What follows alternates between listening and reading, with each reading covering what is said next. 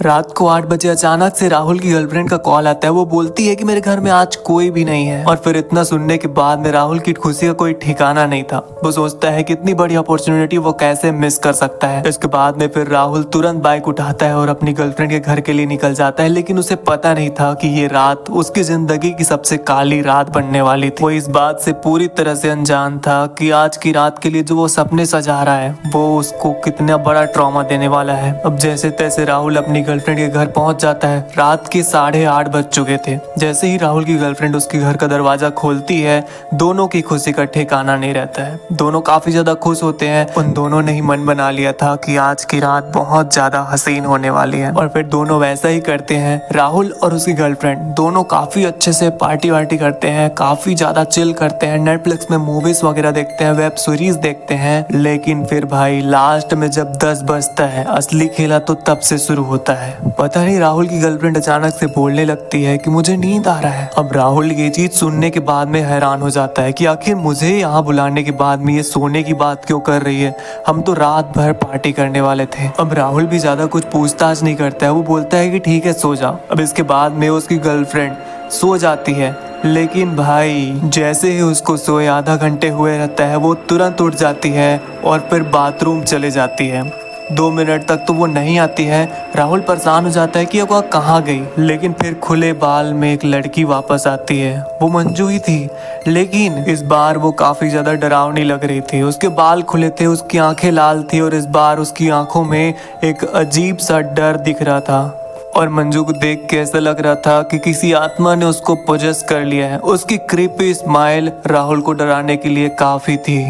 अब राहुल ये सब देख के डर तो जाता है, लेकिन फिर अचानक से मंजू राहुल का हाथ पकड़ती है और काटने लगती है।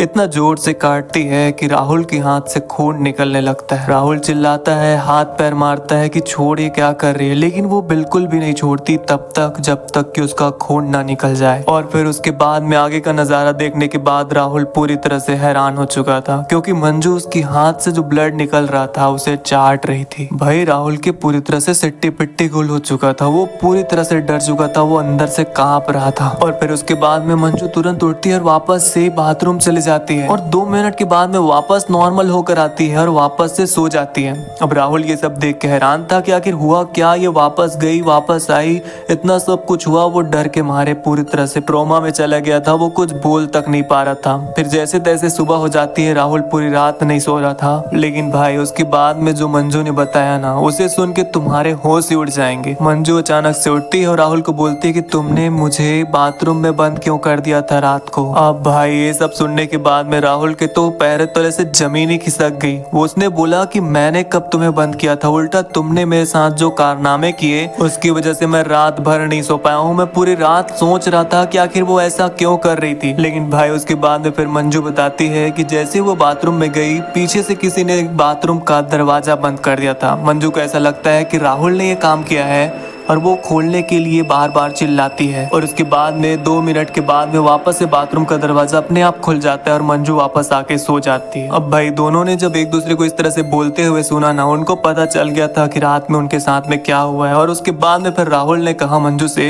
कि आज के बाद जब भी तुम्हारे घर के लोग कहीं जाए तो घर में अकेले बिल्कुल भी मत रुकना। तो गाइस ये थी आज की हॉरर स्टोरी। आपको कैसे लगी कमेंट सेक्शन में कमेंट करके जरूर बताएं। साथ ही चैनल पर नए हैं तो सब्सक्राइब जरूर से कर लेना, क्योंकि अगली हॉरर स्टोरी इससे भी खतरनाक आने वाली है।